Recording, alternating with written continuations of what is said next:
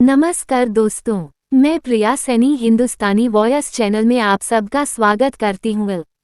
दोस्तों, आज मैं आप सब के लिए एक नई कहानी लेकर आई हूँ। लेकिन दोस्तों, आप सब लोगों से मैं हाथ जोड़कर विनती करती हूँ कि अगर आपने अभी तक इस चैनल को सब्सक्राइब नहीं किया है तो कृपया सब्सक्राइब कर लें और बेल आइकन को ऑन करें ताकि मेरे आने वाले सभी वीडियो के नोटिफिकेशन सबसे पहले मिलें।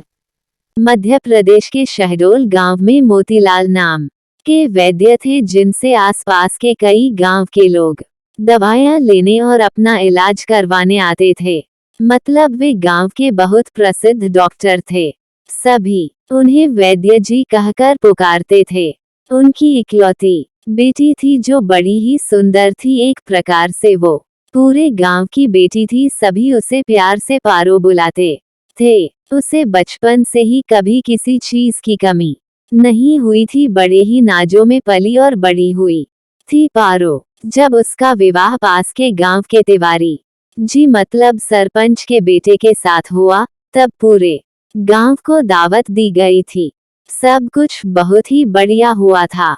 लेकिन यह क्या, एक ही माह के बाद वह लड़की अपने पिता जी के पास आकर फूट फूट कर रो रही थी।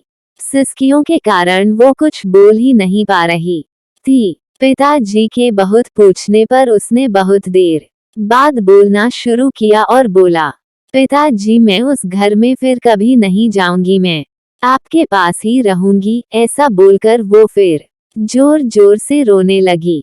पिताजी समझदार थे। उन्होंने अपनी बेटी के सिर में हाथ फेरते हुए बोले, कोई बात नहीं बेटा, तू आराम कर, हम बाद में बात करेंगे। और बेटी की मां को इशारा करते हुए कहा, इसे कुछ खाने को दो और संभालो। शाम को हालात को समझते हुए पिता ने पूछा, अब बताओ क्या हुआ, क्यों नहीं जाना चाहती हो अपने ससुराल? बेटी ने बताया, पिताजी, मेरी वो सास नहीं, दुश्मन है मेरी। सुबह से शाम तक वो केवल मेरे ही पीछे पड़ी रहती है। पूरे गांव में मेरी बदनामी कर रखी है। वो हमेशा मुझे गालियां देती है और कहती है, तुझे ये नहीं आता, तुझे वो नहीं आता, न जाने तेरे माँ बाप ने क्या सिखाया है।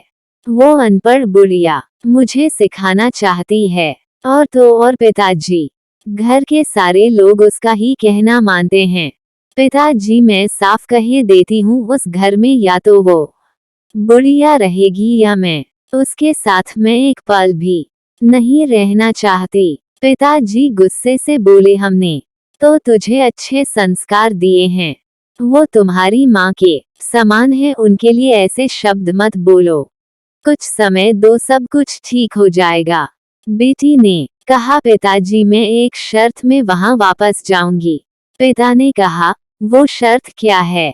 पिताजी, आप तो इतने बड़े वैद्य हैं, दवाओं और जड़ी बूटी के विषय में जानते हैं। पिताजी सिर हिलाकर हामी भर रहे थे और बोले, तो आप मुझे कुछ ऐसा जहर दो कि जिसे खाकर मेरी सास मर जाए, क्योंकि मैं उसे किसी भी रीति से बर्दाश्त नहीं कर सकती। पिताजी मुस्कुराते हुए बोले, बेटा, ऐसे में तो तेरे ऊपर समस्या आ जाएगी, उसके मरते ही पुलिस तुझे जेल भेज देगी। बेटी ने भी थोड़ा सोचते हुए बोली, हाँ, ये तो मैं सोची ही नहीं। पिताजी ने कहा, ठीक है, मैं तुझे एक ऐसी दवा दूंगा कि उसे रोज एक पुड़िया खाने में मिलाकर दे देना। लगभग 2 महीने में कोई भी इसे थोड़ा थोड़ा खाकर मर सकता है। इस पर कोई तुझ पर संदेह भी नहीं करेगा और तेरा काम भी हो जाएगा।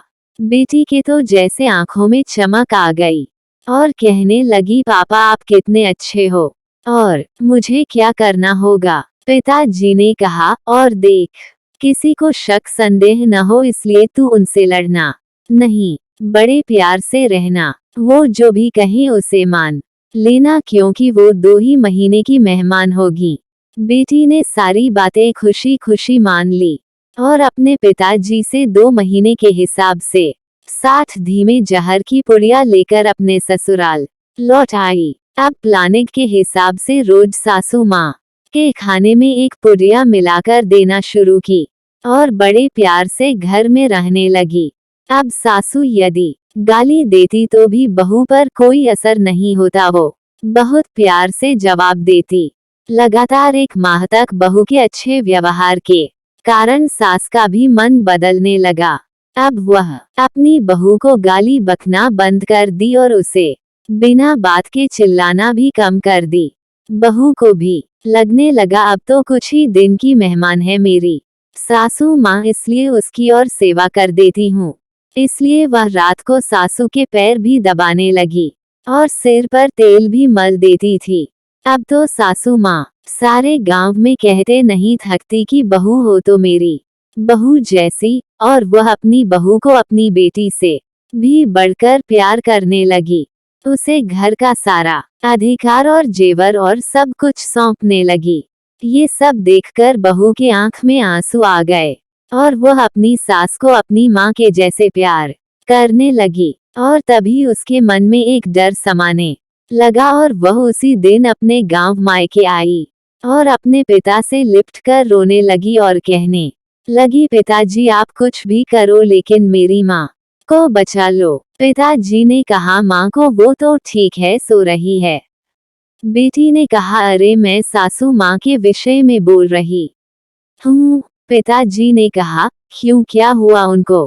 बेटी ने याद दिलाया, अरे पापा आपने जो जहर दिया था उसे खिलाते हुए 1 माह से ज्यादा हो गया है, 15 दिन बाद वो मर जाएंगी। मुझसे बहुत बड़ा गुनाह हो गया, मैं अब उन्हें मारना नहीं चाहती। आप कुछ भी कीजिए और उस जहर का तोड़ दीजिए, कुछ ऐसी दवा दीजिए ताकि उस जहर का असर खत्म हो जाए। वो रोए जा रही थी और पिताजी जोर जोर से हंस रहे थे।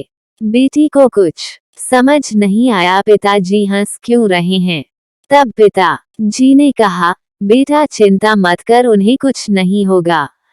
मैं जानता था तेरा दिल बहुत अच्छा है, तू किसी को मार नहीं सकती। मैंने जो पुड़िया तुझे दी थी वो तो काला नमक और जीरे का पाउडर था, जो स्वास्थ्य के लिए लाभदायक है। देख बेटा, ये दुनिया ऐसी ही है, हम जैसा इस दुनिया को देते हैं वैसा ही प्राप्त करते हैं। यदि हम दूसरों को नफरत देंगे तो नफरत ही पाएंगे, यदि हम लोगों को प्रेम देंगे तो वापस प्रेम ही पाएंगे। बेटी चुपचाप खड़ी खड़ी आश्चर्य से अपने पापा की बुद्धिमानी भरी बातें सुन रही थी और आंसू बहा रही थी। ये आंसू खुशी के थे,